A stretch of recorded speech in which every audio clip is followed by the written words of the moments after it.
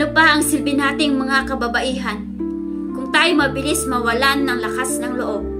Isulong ang karapatan, babae, abante! Ako si Josefa Llanes Escoba, ipinanganak noong ika-20 ng Setyembre taong 1878 sa Dingras, Ilocos Norte.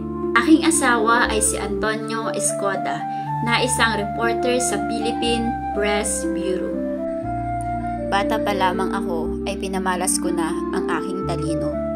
Ako ay valedictorian sa grade school at salutatorian sa high school.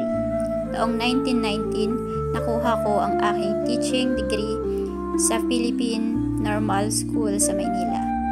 Kilala ako bilang leader ng Sibiko, tagapagturo, tagapagtanggol at tagapagtatag ng Girl Scout of the Philippines. Isa rin akong social worker para sa Philippine chapter ng American Red Cross. Ako ay pinadala sa ibang bansa upang sumailalim sa pagsasanay sa Girl Scouting sa Estados Unidos sa ilalim ng sponsorship ng Boy Scout ng Pilipinas. Dito ko nakuha ang master degree sa social work noong 1925. Sa panahon ng mga Hapon, ako ay pinatay noong Enero 6, 1945 sa edad na 46 sa hinala ng isang taga-simpatsya ng mga gerilya. Ang isang kalye at gusali sa Maynila ay pinangalanan sa aking karangalan.